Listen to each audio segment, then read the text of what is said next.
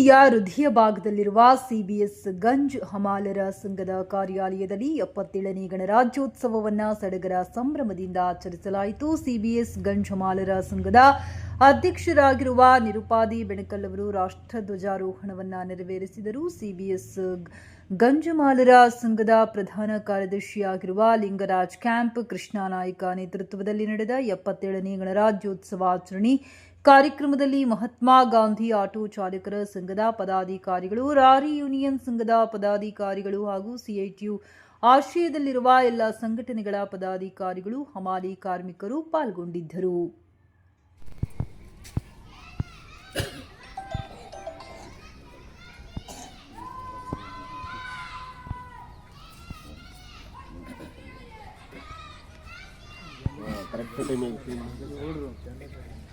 ಚುನಾವಣೆಗೆ ಬಂದಂಥ ನಮ್ಮ ಸಿಐಟಿನ ರಾಜ್ಯ ಪ್ರಧಾನ ಕಾರ್ಯದರ್ಶಿಗಳಾದಂಥ ನಿರುಪಾದಿ ಬೆಣಕಲ್ ಅವರು ಮತ್ತು ಇಲ್ಲಿ ಬಂದಂಥ ನಮ್ಮ ಸಂಘದ ಎಲ್ಲ ಮುಖಂಡರಿಗೂ ಮತ್ತು ಕಾರ್ಮಿಕರಿಗೂ ಈ ಧ್ವಜಾರೋಹಣಕ್ಕೆ ಸ್ವಾಗತವನ್ನು ಬಯಸುತ್ತಾ, ಧ್ವಜಾರೋಹಣವನ್ನು ನಮ್ಮ ಅಧ್ಯಕ್ಷರಾದಂಥ ನಿರುಪಾದಿ ಬೆಣಕಲ್ ಅವರು ಮತ್ತು ಅವ್ರ ಜೊತೆಗೆ ಒಂದು 5 ಮಂದಿ ಮುಖಂಡರು ಸೇರಿ ಧ್ವಜಾರೋಹಣ ಮಾಡಬೇಕಂತೇಳಿ ತಮ್ಮಲ್ಲಿ ವಿನಂತಿ ಮಾಡ್ಕೊಳ್ತೇವೆ.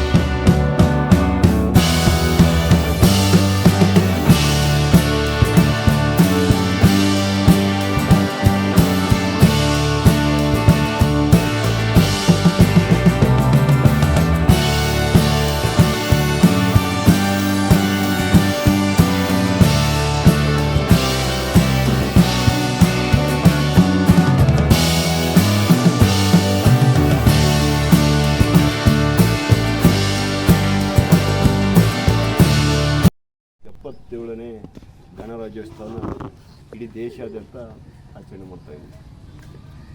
1947ರಲ್ಲಿ ನಮಗೆ ಬ್ರಿಟಿಷ್ ಕೈಲಿಂದ ಸ್ವತಂತ್ರ ಹಸ್ತಾಂತರ ಆಯ್ತು ರಾತ್ರಿ. ಆದರೆ ನಮ್ಮ ದೇಶಕ್ಕೆ ನಾವು ಹೆಂಗೆ ಬದುಕಬೇಕು, ನಾವು ಹೆಂಗಿರಬೇಕು, ದೇಶದಲ್ಲಿ ಹೆಂಗೆ ಅಂತಂದು 1947ರಲ್ಲಿ ಸ್ವಾತಂತ್ರ್ಯ ಸಿಕ್ಕಿ 1949ರಲ್ಲಿ ನವೆಂಬರ್ 26ರಂದು ನಮ್ಮಷ್ಟಕ್ಕೆ ನಾವೇ ಸಂವಿಧಾನನ ಬಾಬಾ ಸಾಹೇಬ್ ಅಂಬೇಡ್ಕರ್ ಬರೆದಂಥ ಸಂವಿಧಾನವನ್ನು ಈ ದೇಶದಲ್ಲಿ ಹೆಂಗಿರಬೇಕು, ಏನು ಮಾಡಬೇಕು ಅಂತ ಸಂವಿಧಾನನ ಸುಮಾರು 2-3 ವರ್ಷಗಳ ಕಾಲ ಬರೆದಂಥ ಸಂವಿಧಾನನ ನಮ್ಮಷ್ಟಕ್ಕೆ ನಾವೇ ಅರ್ಪಣೆ ಮಾಡಿಕೊಂಡಿದ್ದೀವಿ. ಈ ದೇಶದಲ್ಲಿ ಜಾತ್ಯತೀತವಾಗಿ ಮತ್ತು ಸಮಾನತೆಯಾಗಿ ಮತ್ತು ಸ್ವತಂತ್ರತೆಯಿಂದ ಮತ್ತು ಇನ್ನೊಬ್ಬರಿಗೆ ನೋವಾಗಲಾದ ರೀತಿಯಲ್ಲಿ ಯಾವುದೇ ಕೋಮಿನವರಾಗಿರ್ಬೋದು ನಾವು ಸೋದರತೆಯಿಂದ ಸೌಹಾರ್ದತೆಯಿಂದ ಆ ಸಂವಿಧಾನದಲ್ಲಿರ್ತಕ್ಕಂಥ ಆಶಯಗಳಿಗೆ ಧಕ್ಕೆ ಬರಲಾರ್ದಂತೆ ನಾವು ಈ ದೇಶದ ಕಾನೂನನ್ನು ಗೌರವಿಸಿ ಈ ದೇಶದಲ್ಲಿ ಈ ದೇಶದ ಜನಗಳು ಈ ದೇಶದ ಪ್ರಜೆಗಳು ನಾವು ಸೌಹಾರ್ದತೆಯಿಂದ ಇರ್ತೀವಂತ ನಮಗೆ ನಾವು ಅರ್ಪಣೆ ಮಾಡಿಕೊಂಡಂಥ ಸಂವಿಧಾನ ನವೆಂಬರ್ 26ಕ್ಕೆ ಅರ್ಪಣೆ ಮಾಡ್ಕೊಂಡಿದ್ವಿ. ಅರ್ಪಣೆ ಆದ ನಂತರ ಗಣಗಳ ರಾಜ್ಯ ಅಂದರೆ ಕರ್ನಾಟಕ, ಮಹಾರಾಷ್ಟ್ರ, ತಮಿಳುನಾಡು ಹಿಂಗೆ ಆ ಭಾಷಾನುಗುಣವಾಗಿ ಆದ ಭೌಗೋಳಿಕ ಅನುಗುಣವಾಗಿ ನಮ್ಮ ರಾಜ್ಯಗಳನ್ನು ನಾವು ಸೃಷ್ಟಿ ಎಲ್ಲ ಮಾಡಿದರು ಹಿರಿಯರು. ನಮ್ಮ ಕರ್ನಾಟಕ ರಾಷ್ಟ್ರ ಈ ವಿಂಗಡಣೆ ಅದಕ್ಕೆ ಗಣರಾಜ್ಯೋತ್ಸವ. ಹೀಗಾಗಿ ಇದೇ ದೇಶದಲ್ಲಿ ನಾವು ಕಂಡಂಥ ಕನಸು, ಬಾಬಾ ಸಾಹೇಬ್ ಕಂಡಂಥ ಕನಸು ಮತ್ತು ಬಾಬಾ ಸಾಹೇಬ್ ಅಂಬೇಡ್ಕರ್ ಏನು ಬರೆದರ ಸಂವಿಧಾನ, ಆ ಸಂವಿಧಾನ ನಿಜವಾಗ್ಲೂ ದೊಡ್ಡ ಇಡೀ ಭಗವದ್ಗೀತೆಗಿಂತ ಇಡೀ ಪ್ರಪಂಚದಲ್ಲೇ ದೊಡ್ಡ ಸಂವಿಧಾನ ನಮ್ಮದು. ಆಶ್ಚರ್ಯಕರ ರೀತಿಯಲ್ಲಿ ಅದು ಏನು ಇವತ್ತು ಏನು ಇಂಟೆಲಿಜೆನ್ಸ್ ಇವತ್ತು ಏನು ಬಂದಿದ್ದಾವ, ಏನು ಕಂಪ್ಯೂಟರ್ ಬಂದಿದ್ದಾವೆ ಅಂದರೆ ಆ ಸಂವಿಧಾನ ಇವತ್ತಿಗೆ ಅನ್ವಯಿಸ್ತಕ್ಕಂಥ ಆ ಸಂವಿಧಾನವನ್ನು ಬರೆದಾರಲ್ಲ, ದೊಡ್ಡ ಗ್ರೇಟ್. ಯಾಕಂದ್ರೆ ನಾವು ನಿಂತಿರೋ ಒಂದು ಕಾನೂನು ಇದೆ, ಕುಂತಿರೋ ಒಂದು ಕಾನೂನು ಇದೆ, ಒಂದು ಏನಾದರೂ ಊಟ ಮಾಡೋ ಒಂದು ಕಾನೂನು ಇದೆ.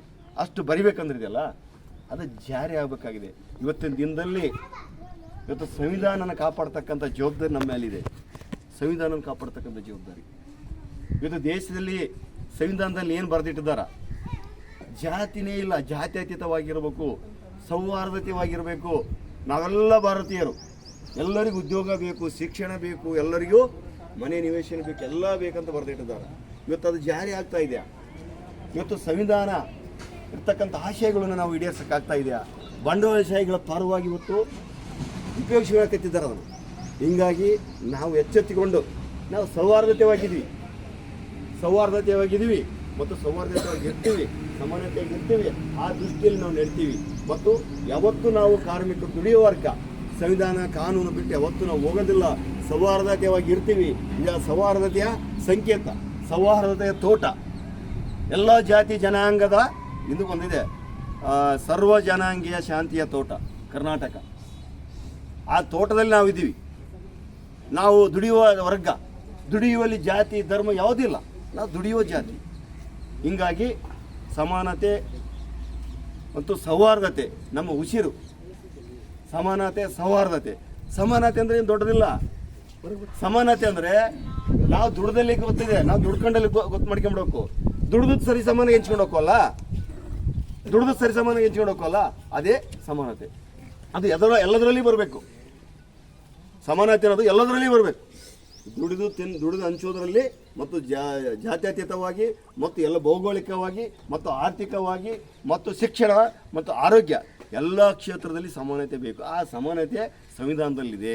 ಆ ಸಂವಿಧಾನ ಎತ್ತಿ ಹಿಡಿತಕ್ಕಂಥ ಜವಾಬ್ದಾರಿ ನಿಮ್ಮ ಮೇಲಿದೆ. ಹೀಗಾಗಿ 77ನೇ ವರ್ಷದ ಗಣರಾಜ್ಯೋತ್ಸವ ಎಲ್ಲರಿಗೂ ಶುಭಾಶಯಗಳು ಇರ್ತಾ ಮತ್ತು ಈ ಸೌಹಾರ್ದತೆಯನ್ನು ಮುಂದೆ ತಗೊಂಡೋಗೋಣ. ಆ ಸಂವಿಧಾನವನ್ನು ನಮ್ಮ ಕೈಗೆ ಕೊಟ್ಟಿದ್ದ ಅಂಬೇಡ್ಕರ್ ಅವರು, ಅದನ್ನು ಕಾಪಾಡ್ತಕ್ಕಂಥ ಜವಾಬ್ದಾರಿ ನಿಮ್ಮ ಮೇಲಿದೆ. ಹೀಗಾಗಿ ಮುಂದಿನ ದಿನದಲ್ಲಿ ಅದನ್ನು ಕಾಪಾಡ್ತಾ ಹೊಣೆ ಹೊತ್ಕೊಂಡು ಈ 77ನೇ 70 ವರ್ಷದ ಅಭಿನಂದನೆ ಎಲ್ಲರಿಗೂ ಸಲ್ಲಿಸ್ತಾ ಇದ್ದೀನಿ. ಅಧ್ಯಕ್ಷರಿಗೂ ಮತ್ತು ಹಿರಿಯರಿಗೂ ಮತ್ತು ಕಾರ್ಮಿಕರಿಗೂ ಧನ್ಯವಾದಗಳನ್ನು ಹೇಳುತ್ತಾ, ಈ ಗಣರಾಜ್ಯೋತ್ಸವದ 77ನೇ ಗಣರಾಜ್ಯೋತ್ಸವದ ಅಂಗವಾಗಿ ನಾವು ಇಡೀ ದೇಶದಲ್ಲಿ ಗಣರಾಜ್ಯೋತ್ಸವನ ಆಚರಿಸಬೇಕು ಅಂತೇಳಿ ನಮ್ಮ ಸಂವಿಧಾನ ನಮಗೆ ಹೇಳೈತೆ ಅಂತಕ್ಕಂಥದ್ದು ನಮ್ಮ ಅಧ್ಯಕ್ಷರಾದಂಥ ನಿರ್ಪಾದಿ ಬೆಳಕಲ್ ಅವರು ಆ ಭಾಷಣದ ಮುಖಾಂತರ ಅದನ್ನು ತಿಳಿಸ್ಕೊಡ್ಬೇಕಂತೇಳಿ ತಮ್ಮಲ್ಲಿ ವಿನಂತಿ. ನಾವೆಲ್ಲರೂ ಭಾರತೀಯರು, ನಾವು ಯಾಕೆ ಗಣರಾಜ್ಯೋತ್ಸವ ಮತ್ತು ಆಗಸ್ಟ್ 15 ಸ್ವಾತಂತ್ರ್ಯ ದಿನಾಚರಣೆ ನಾವು ಆಚರಿಸಬೇಕು, ನಮ್ಮ ಬದ್ಧತೆ ಏನು ಅಂತಕ್ಕಂಥ ತಿಳಿಸ್ಕೊಟ್ಟಂಥ ನಮ್ಮ ಅಧ್ಯಕ್ಷರಿಗೆ ಎಲ್ಲ ನಮ್ಮ ಸಂಘದ ಪರವಾಗಿ ಧನ್ಯವಾದ ಹೇಳುತ್ತಾ ಮತ್ತೆ ಯಾರಾದರೂ ಮಾತಾಡ್ತಾರೆ. ಗಣರಾಜ್ಯೋತ್ಸವದ ಶುಭಾಶಯಗಳು. ಮಹಾತ್ಮ ಗಾಂಧಿ ಆಟೋ ಚಾಲಕರ ಸಂಘದಿಂದ ನಾವು ಶುಭಾಶಯಗಳು. ಈ CIT ಚಾಲಕರು ಮತ್ತು ಉಪಚಾಲಕರು ಮತ್ತು ನಮ್ಮ CIT ಎಲ್ಲ